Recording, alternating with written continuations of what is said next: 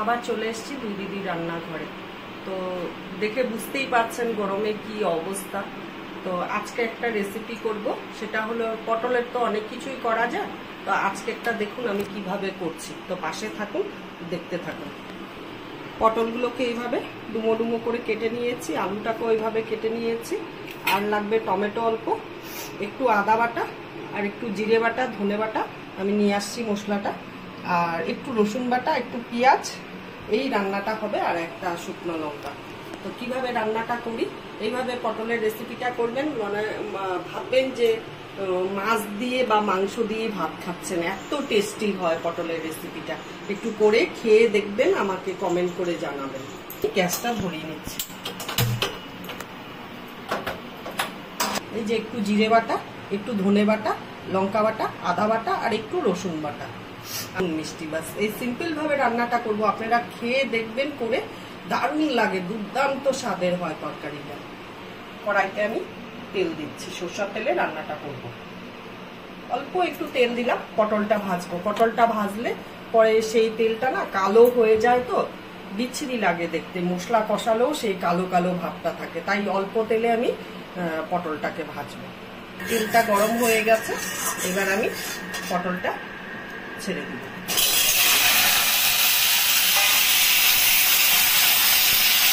পটলটা আমার ভাজা হয়ে গেছে, এখন এই অবস্থায় আমি নামিয়ে নেব।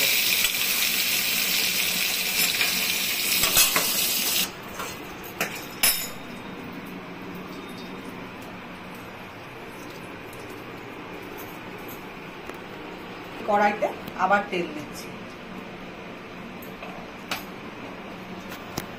পটলটা তো আমার ভাজা হয়ে গেছে, এখন এই যে তেলটা গরম হলে পরে শুকনো লঙ্কা আর তেজপাতা ফোড়নে দিব, আর জিরা ফোড়নে দিব। আর লাগবে পেঁয়াজ, আর মশলাটা তো সব দেখালামই, লবণ, জিরে বাটা, ধনে বাটা, হলুদ, রসুন বাটা, কাশ্মীরি লঙ্কার গুঁড়ো, লঙ্কা বাটা, আদা বাটা, টমেটো আর আলু। গরম হয়ে গেছে, এখন তেজপাতা আর শুকনো লঙ্কাটা দিয়ে দিলাম। তার সাথে হয়ে জিরাটা দিয়ে দিচ্ছি, গোটা জিরা ফোড়নে দিচ্ছি।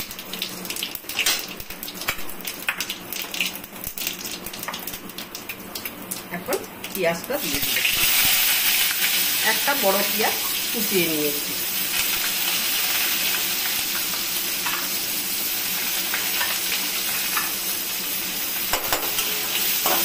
পেঁয়াজটা একটু ভাজা হলে পরে তারপরে টমেটো আর আলুটা দিব। পেঁয়াজটা ভাজা হয়ে গেছে, এখন আমি দিচ্ছি, টমেটো দিচ্ছি। পেঁয়াজটা কিন্তু বেশি কড়া করে ভাজবেন না, এই যে এই অবস্থায় আপনারা টমেটো দিয়ে দিবেন, জাস্ট একটু ভাজবেন পেঁয়াজটাকে। টমেটোটা দিয়েও একটু নাড়াচাড়া করে তারপরে আলুটা দেবেন।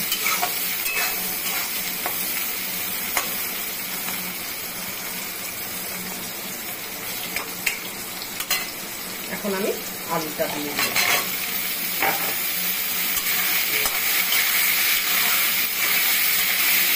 আলুটা দিয়ে নাড়াচাড়া করে একটু ঢেকে দিব।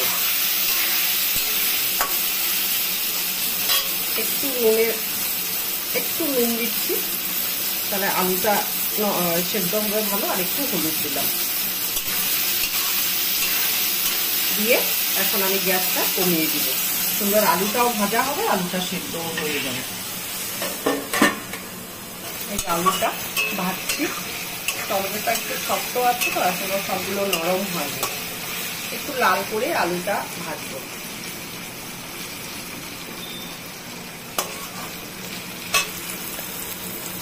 দইয়ের কথা বলতে ভুলে গেছি, যদি আপনাদের কাছে দই থাকে তাহলে একটু দই দিয়ে দিবেন, আরো ভালো লাগবে। আর এই গরমে তো দারুণ লাগে। এই 1 চামচের বেশি আমি দই দিলাম।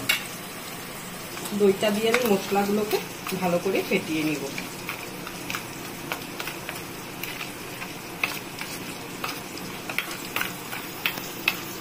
একে তো গরমে খাওয়া ভেতরে যাই না, তারপরে যদি একটু পাতলা পাতলা ঝোল, আর কতই বা রান্না করব আর কতই বা দেখাবো, একটু তো মশলা দিতেই হয়। আর আমি তো খুব সাধারণভাবেই মশলা দিয়ে করার চেষ্টা করি, এইটুকু না দিলে তো সব তরকারি আবার টেস্টও উঠে না, না একই গরমে খাওয়া যায় না ভেতরে।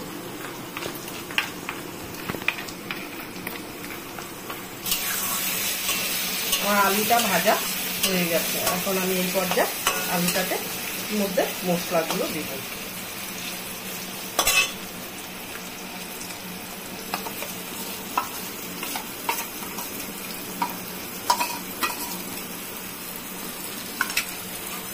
যেহেতু দইটা অ্যাড করলাম না, যেটুকু মশলা গেছে এটাতে কোনো ক্ষতি হবে না। এখন আমি জল দিব না, আগে মশলা দিয়ে একটু নাড়বো, তারপরে মশলা যে বাটিটায় ছিল ওটার মধ্যে জল দিয়ে একটু কষাবো। আমি এই শুকনো মশলাগুলো দিয়ে দই দিয়ে ফাটানো ওটা দিয়ে এতক্ষণ নাড়াচাড়া করলাম। এখন এই মশলা ধোয়া বাটিটা দিয়ে একটু জল দিচ্ছি কষানোর জন্য, দিয়ে একটু চাপা ঢাকা দিয়ে দিব, তাহলে আলুটা সেদ্ধ হয়ে যাবে ভালো করে। তারপরে ঢাকনাটা খুলবো,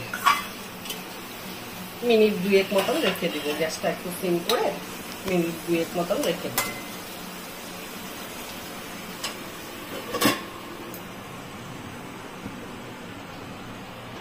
দেখুন মশলাটা দিয়ে তেল ছেড়ে দিয়েছে, মশলাটা প্রায় কষানো হয়ে গেছে, 90% হয়ে গেছে, 10% বাকি আছে। এটা এখন দেখি আলুটা সিদ্ধ হয়েছে কিনা আমার। হ্যাঁ, হয়ে গেছে আলু সিদ্ধ। এই অবস্থায় এখন আমি একটু পটলটা দিয়ে ইসে করবো, কষাবো। পটলটা তো ভেজে রেখেছিলাম, এটাকে এখন এই মশলার মধ্যে দিয়ে একটু কষাবো। দই দিয়েছি তো তেল তো খুব সামান্যই দিলাম, দেখতেই পেলেন, কিন্তু দই দিয়েছি তো তার জন্য তেলটা ছেড়েছে। এখন একটু কষাবো, তারপরে জল দেবো। আমার পটল আলুটা কষানো হয়ে গেছে। এখন একটু গরম মশলার গুঁড়া এই কষানোর মধ্যেই আমি দেব, দিয়ে একটু নাড়াচাড়া করব, তারপরে জলটা দিব। পুরো তেল বেরিয়ে গেছে, দেখে মনে হচ্ছে অনেক তেল দিয়েছি, কিন্তু তেল তো সেরকম দেইনি, দই পড়াতে এত তেল হয়ে গেছে।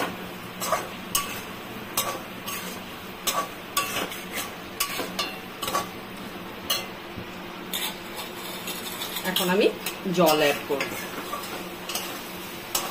রুম টেম্পারেচার হিসাবেই জল দিবেন, কোনো গরম জল দিতে লাগবে না। আমি কথা দিলাম আপনারা এই রেসিপিটা করে একবার খেয়ে আমাকে কমেন্ট করে বলবেন। একদম আলু সেদ্ধ হয়ে গেছে, পটল তো একদমই গলে গেছে।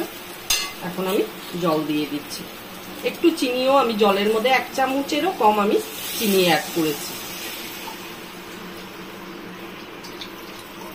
এখন গ্যাসের আঁচটা পুরো বাড়িয়ে দিলাম। এখন টকবকিয়ে ফুটবে, ফুটলে পরে তারপরে আমি নামিয়ে ফেলবো। হয়ে গেছে আমার আলু পটলের ডালনাটা। এখন আমি গ্যাস অফ করে দিব। আর নুন মিষ্টিটা আপনারা আপনাদের স্বাদ অনুসারে দিবেন, ঝালটাও সেম। আর যদি নুন কম হয় তাহলে চেখে নিয়ে, আমরা যা করি একটু চেখে নিয়ে তারপরে লাগলে প্রয়োজন পড়লে দিবেন। ঠিক এই ঘনত্বটা ঝোলটা রাখলে পরে ভালো লাগে, একটু মাখো মাখো হবে।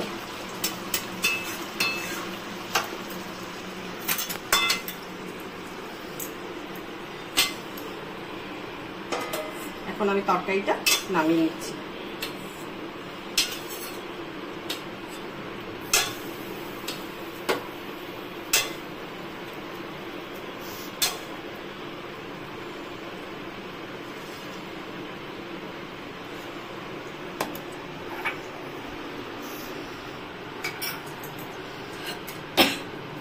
কেমন লাগলো রেসিপিটা আপনারা কমেন্ট করে বলবেন।